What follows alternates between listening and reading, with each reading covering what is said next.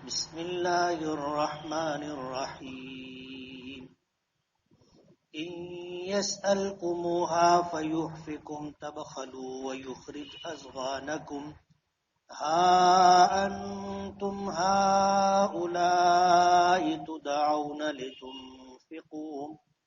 لتنفقوا في سبيل الله فمنكم من يبخل ومن يبخل فإنما يبخل عن نفسه والله الغني وأنتم الفقراء وإن تتولوا يستبدل قوما غيركم ثم لا يكونوا أمثالكم صدق الله العظيم. سبحانك لا علم لنا إلا ما علمتنا إنك أنت العليم الحكيم. رب اشرح لي صدري ويسر لي أمري واحلل عقدة من لساني يفقهوا قولي. پناہ مانگتا ہوں میں اللہ تعالیٰ کی شیطان مردود سے. شروع کرتا ہوں میں اللہ کے نام سے جو بڑا مہربان نہایت رحم والا ہے. اگر وہ تم سے وہ مال مانگے پھر تنگ کرے تو تم بخیل ہو جاؤ گے اور اپنی ناراضگی اور خفگی ظاہر کرو گے. سن لو تم ہی وہ لوگ ہو جنہیں اللہ کے راستے میں خرچ کرنے کے لیے بلایا جاتا ہے. پس تم میں سے کچھ لوگ وہ ہیں جو بخیلی کرتے ہیں، اور جو آدمی بخیلی کرے گا پس وہ اپنے آپ کو نقصان پہنچائے گا، خود سے بخیلی کرے گا. اور اللہ بے نیاز ہے اور تم سب کے سب محتاج ہو. اور اگر تم پھر جاؤ گے تو بدل دے گا تمہاری جگہ دوسری ایک کسی قوم کو، پھر وہ لوگ تمہاری طرح نہیں ہوں گے.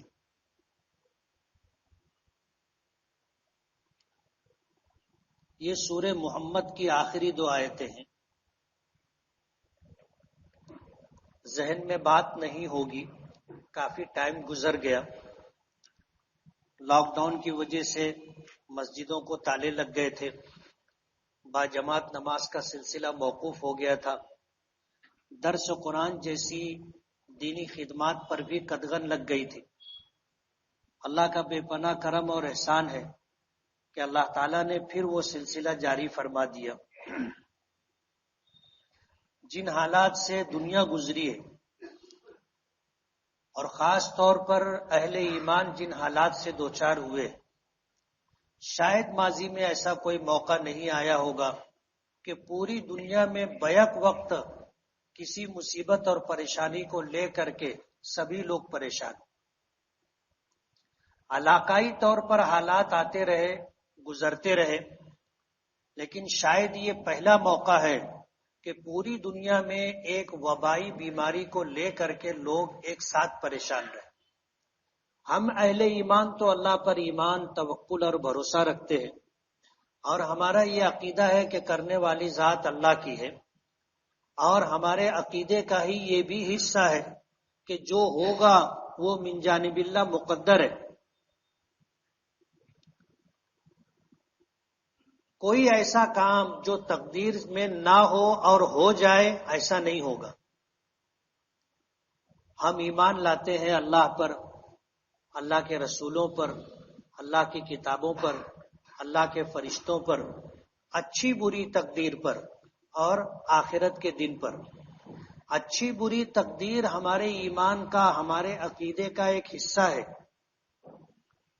اور یہ عقیدہ اتنا زبردست اور طاقتور ہے کہ ہم پر کوئی بڑی سے بڑی مصیبت آئے اور ہم ہمت ہارنے لگ جائیں، اس وقت ہمیں استحضار ہو جائے یا کوئی ہمیں یاد دلا دے کہ یہ تو مقدر تھا، تقدیر میں لکھا تھا، یہ اللہ کا فیصلہ ہے، تو ہمیں ڈھارس ہو جاتی ہے، تسلی مل جاتی ہے، اطمینان ہو جاتا ہے. ہم ہمت نہیں ہارتے، فیصلہ اللہ پر چھوڑ دیتے ہیں کہ جو ہوا ہے یہ میرے پروردگار کا فیصلہ ہے. اس لیے ان حالات کے اندر ہم اتنا پریشان نہیں ہوئے. جتنا پریشان آج دوسرے مذاہب کے ماننے والے لوگ ہیں،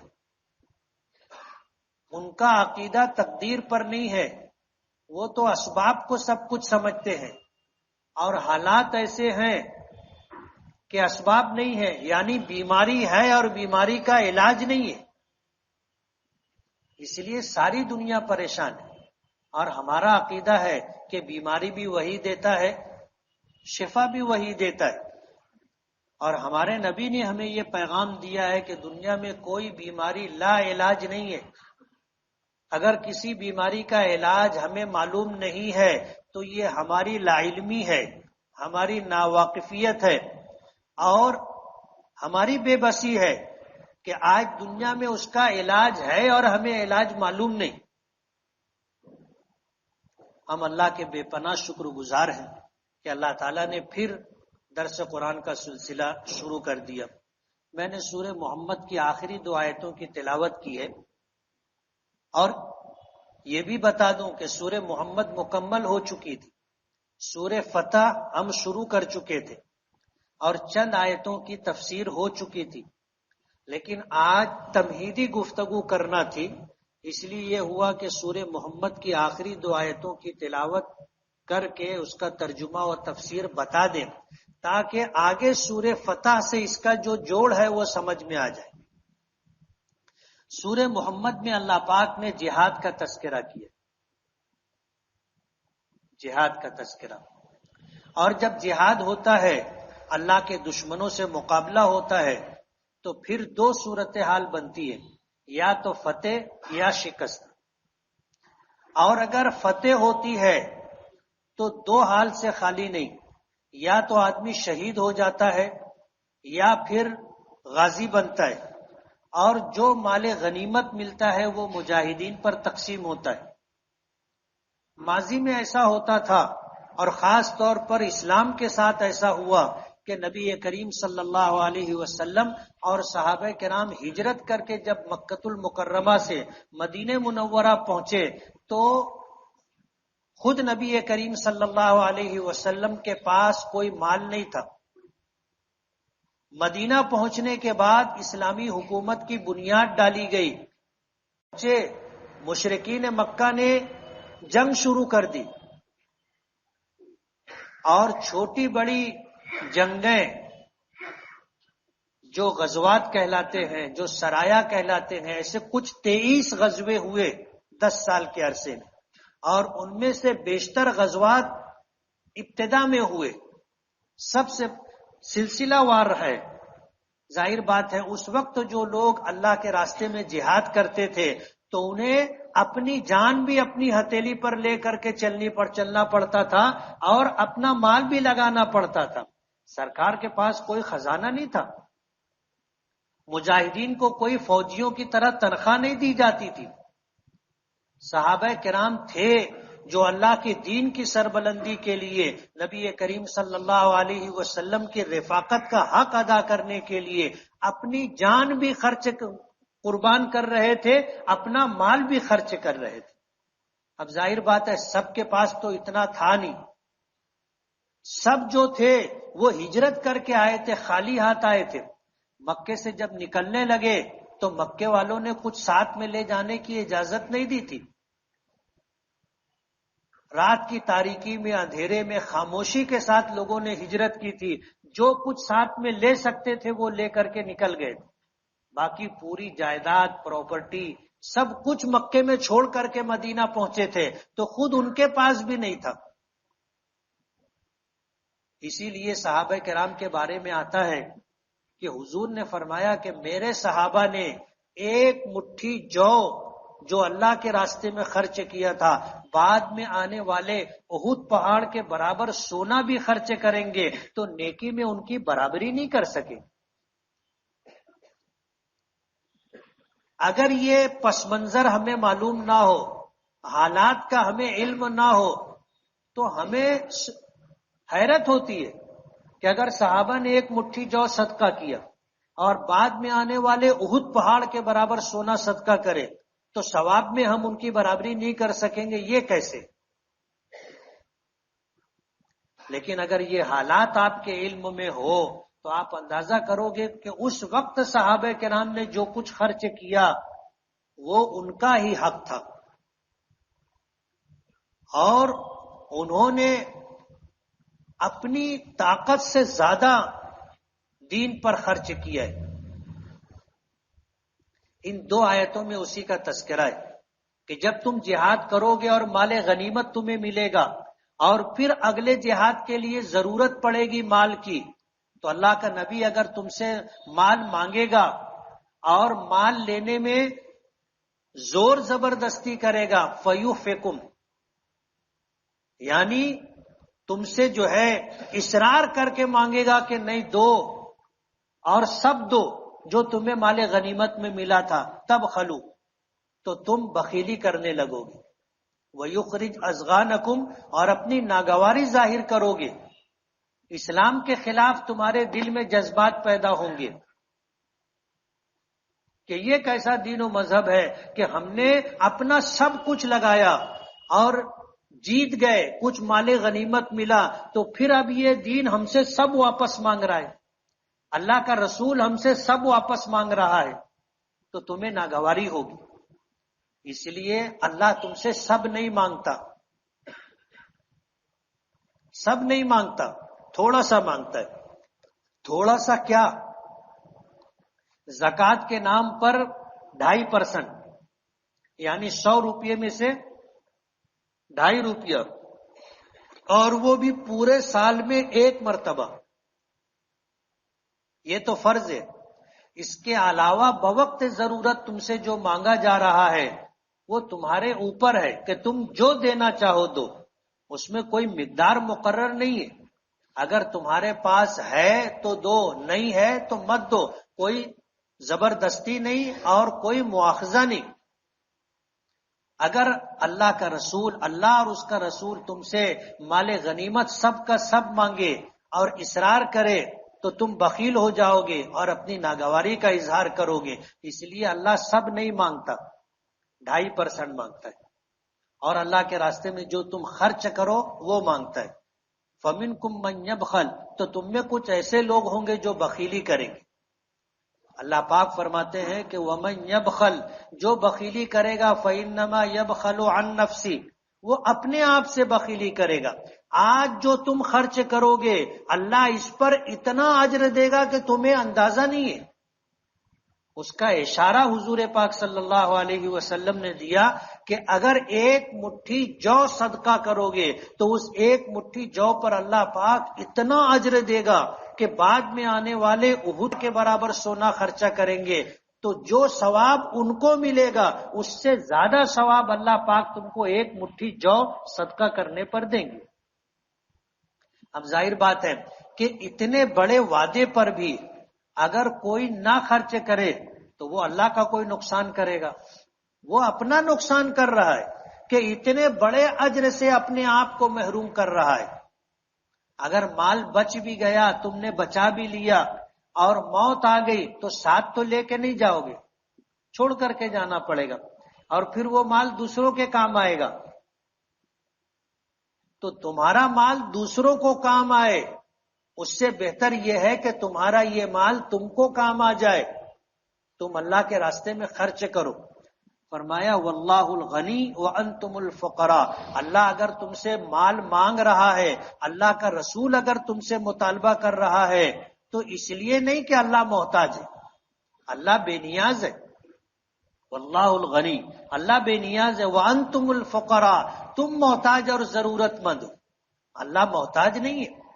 اگر تم سے خرچ کروا رہا ہے تو یہ تمہارے اپنے لیے۔ پھر فرمایا وَإِن تَتَوَلَّوْا، اگر تم روگردانی کرو، پیٹ پھیر کر واپس چلے جاؤ، یعنی تم اسلام کو چھوڑ دو، کفر اختیار کر لو، یا میدان جہاد میں جہاد کرنے کے لیے نہ نکلتے ہوئے تم گھر واپس چلے جاؤ، یا تمہارے پاس مال تھا اور تم نے مال خرچ نہیں کیا، بچانے کی کوشش کی، تو پھر ہوگا کیا وَإِن تَتَوَلَّوْا اگر تم نے ایسا کیا يَسْتَبْدِلْ قَوْمًا غَيْرَكُمْ تو اللہ تعالیٰ ایسی قوم کو لائے گا جو تمہارے علاوہ ہوگی. اللہ محتاج نہیں ہے نہ تمہارا نہ تمہارے مال کا. تم پیچھے ہٹو گے اللہ دوسری قوم کو لے کر کے آ جائے گا, اللہ ان سے کام لے لے گا. یستبدل قومن غیرکم جو ایمان میں ایمان بھی لائیں گے, میدان جہاد میں اپنی جان بھی قربان کریں گے, مال بھی خرچ کریں گے. ثم لا یکونوا امثالکم اور وہ تمہاری طرح نہیں ہوں گے. یعنی تم اگر بخیلی کرو گے تو وہ بخیلی نہیں کریں گے, تم اگر کفر کی راہ اختیار کرو گے تو وہ ایمان پر قائم رہیں گے, تم اگر جہاد سے پیچھے ہٹو گے تو وہ جہاد سے پیچھے نہیں ہٹیں گے. کسی نے پوچھا تھا صحابہ کرام میں سے کہ اللہ کے رسول یہ دوسری قوم کون ہوگی, ہمارے علاوہ اللہ دوسروں کو لائے گا, وہ کون ہوں گے؟ تو حضرت سلمان فارسی رضی اللہ تعالی عنہ کی طرف حضور نے اشارہ کیا تھا, فرمایا تھا کہ یہ اور اس کی قوم ہوگی, یعنی فارس کے رہنے والے. اور یہ بھی فرمایا تھا کہ اگر دین سوریا ستارے سے لٹکا ہوا ہوگا تو فارس کے لوگ دین وہاں سے لے کر کے آ جائیں گے. علماء کی ایک بہت بڑی جماعت نے کہا کہ یہ اشارہ ہے حضرت امام اعظم ابو حنیفہ رحمۃ اللہ علیہ کی طرف, یہ فارس کے رہنے والے تھے. آج پوری دنیا میں جو لوگ دین و شریعت پر عمل کرتے ہیں اور جو فقہ ہے, قرآن و حدیث کا خلاصہ, احکام اور مسائل, اس میں فقہ کو ماننے والوں کی تعداد 2/3 ہے. یعنی پوری دنیا کے مسلمانوں کو 3 حصوں میں تقسیم کر دے تو 2 حصے کے لوگ امام اعظم ابو حنیفہ رحمۃ اللہ علیہ کی فقہ کو مانتے ہیں اور 1 حصے میں باقی سب لوگ ہیں. یہ اشارہ ہے امام اعظم ابو حنیفہ رحمۃ اللہ علیہ کی طرف. اللہ نے جو مقام و مرتبہ انہیں عطا کیا, اور نبی اس آیت کے اندر اشارہ ہے, اور نبی کریم صلی اللہ علیہ وسلم نے ان لوگ اس قوم کا تعین کیا جن کو اللہ صحابہ کرام کی جگہ لانے کا فیصلہ کرتے, تو وہ فارس کے لوگ ہیں. اسی میں امام اعظم ابو حنیفہ رحمۃ اللہ علیہ بھی. یہ سورہ محمد مکمل ہو گئی. اب اس کے آگے سورۃ الفتح ہے, اس میں جہاد کا تذکرہ تھا اور سورہ فتح میں فتح کا تذکرہ ہے. علماء نے لکھا ہے کہ اگر مسلسل جہاد کیا جائے تو ایک وقت آتا ہے اللہ فتح مبین عطا کرتا ہے.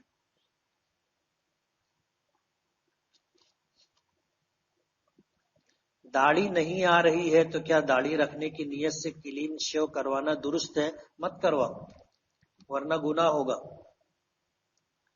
جتنی آنی آئے گی نا, مردوں کو داڑھی آتی ہے, کم زیادہ آتی ہے, اور جیسے جیسے وقت گزرتا ہے.